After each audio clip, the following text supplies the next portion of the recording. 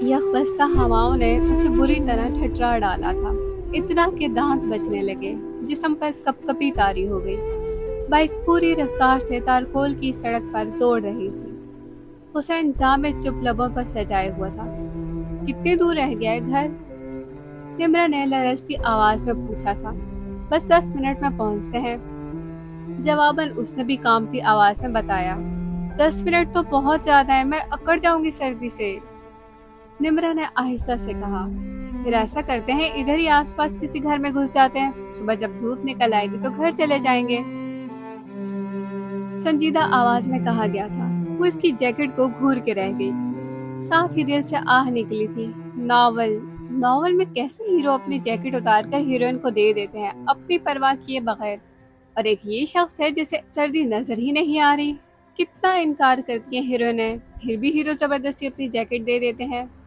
उसका शिद्दत से दिल चाहा था कि हसन अपनी जैकेट उतार कर दे दे, मगर वहां ऐसे कोई आसार नजर नहीं आ रहे थे। सुनो, उसने आवाज में मजीद कपकपाहट तारी की थी। सुनाओ, संजीदगी से कहा गया था। बहुत ज्यादा सर्दी लग रही है, मेरी कुल्फी बन जाएगी। मुझे पता है सर्दी बहुत ज्यादा है, मैं बाइक चला रहा हूँ। हवा डायरेक्ट मेरे मुंह पे पड़ रही है, तुम तो मेरे पीछे छुप गई हो, तुम्हें कम से कम मुझसे तो कम ही लग रही है। और मैके से ससुराल तक के इस थोड़े से सफर की आदी हो जाओ। निम्रा को रोना आया था ये सब सुनकर। उसने एक बार फिर इसकी जैकेट को घूरा था। कितना बेहिस शख्स था ये। एक वो नायाब जिलानी की स्टोरी का हीरो था फरीद। कैसे इसने अपनी परवाह किए बगैर असमा को अपनी जैकेट दे दी थी। बहुत दिन पहले पढ़ी गई स्टोरी इसे याद आई। और कुल्फी जमती है बनती नहीं है। हसन ने इसके दूसरे जुमले का जवाब दिया। 2 मिनट की खामोशी के बाद वो कलस के रह गई। उसने हसन के कंधे पर हाथ रखने के बहाने जैकेट को मुट्ठी में मसल दिया। ध्यान से यार, गिराओगी क्या? सर्दी की वजह से पहले ही बाइक चलाना मुश्किल हो रहा है, वो बेजार लहजे में बोला। निम्रा ने अपने आंसुओं का गला बड़ी मुश्किल से घूंटा। अगर तुम बाइक चला रही होती ना, तब तुम्हें पता चलता सर्दी क्या है। उसकी खामोशी से कोई नतीजा अखज़ करके बोला था। ये क्या तुम मुझे बार बार ताने दे रहे हो इस बात का? वो इस दफा बुरी तरह चिढ़ी थी। किस बात का? वह हैरान हुआ। यही कि तुम बाइक चला रहे हो और मैं तुम्हारे पीछे बैठी हूँ। क्या मैं बाइक चलाती और तुम मेरे पीछे बैठे अच्छे लगोगे? हसन ने झटके से घर के सामने बाइक रोकी और नीचे उतरकर घूरा। वो फुर्ती से नीचे उतर के खड़ी थी। ताना नहीं बेवकूफ, एहसास दिला रहा हूँ। किस बात का एहसास? जबकि वो हैरान हुई थी। यही कि तुम्हें मेरी बिल्कुल फिक्र नहीं है। एक अलीना भाभी है, इतना एहसास करती हो उमैर भाई का।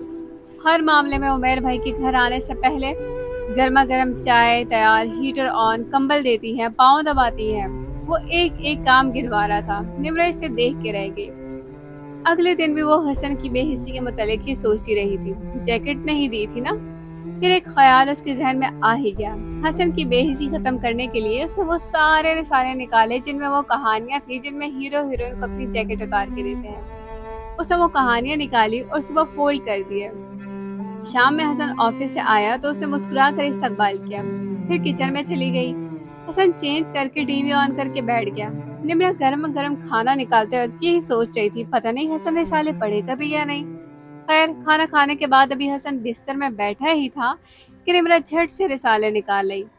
अब तुम ये पढ़ोगी यार, टाइम होता है हर काम का। वो झंझलाया था। निम्रा मुस्कुराई। अरे नहीं हसन, मैं ये नहीं पढ़ रही, मैं तो चाय बनाने जा रही हूँ। तुम पढ़ो ये। कसम से बहुत अच्छी कहानी होती है इनमें। मुझे सास बहू और नंद भावजों की लड़ाइयाँ पढ़ने का कोई शौक नहीं है।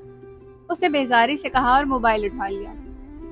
निम्रा मायूसी से उसे देखती रहेगी, मगर अगले ही लम्हे इसने मायूसी को मार भगाया। ओहो, एक तो तुम हर वक्त मोबाइल में ही मसरूफ रहते हो। बुजुर्ग ठीक कहते हैं, मोबाइल ने नई नस्ल को बर्बाद करके रख दिया। मुताले से दूरी की वजह से आज की नई नस्ल इतनी बेतुकी है। फुर्सत के लम्हात की बेहतरीन दोस्त किताब होती है। निम्रा ने बड़े मुदब्बराना लहजे में कहते हुए उसके हाथ से फोन लिया। हसन इसे घूर रहा था। मेरी बर्बादी के कौन से किस्से सुन लिए तुमने, और कौन सा बेतुकापन देखा है तुमने मेरा? 8 माह हमारी शादी को हुए और तुम सब कुछ जान गई मेरे मुतालिक। मेरी बात का ये मतलब थोड़ी था। वो दिल ही दिल में करा उठी। एक वो लड़कियां होती है जिन्हें बाहर कुछ कहे शोहर की जैकेट मिल जाती हो, और एक मैं। और मैं कौन से इसकी जैकेट पहनने के लिए तरस रही हूँ। एक चाह है, कितना अच्छा लगता है शोहर का यूं ख्याल करना। तुम तो बुरा ही मान गए हसन। मैंने تو वैसे ही बस सुना सुनाए तबसरा किया। वो मुस्कुरा कर बोली, अच्छा यार चाय बना लो, मुझे बहुत सर्दी लग रही है। तुम तो सारा दिन घर में रहती हो, तुम्हें क्या पता बाहर की सर्दी क्या होती है। वो अपने ही दुखड़े रो रहा था।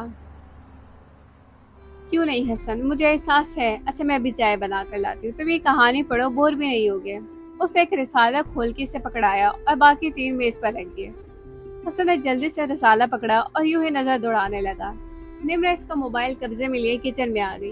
अजीब सी खुशी हो रही थी इसे। जो कहानी वो इसे देकर आई थी पढ़ने के लिए, उसके दूसरे सफे पर ही हीरो हीरोइन को अपनी जैकेट उतार के देता है।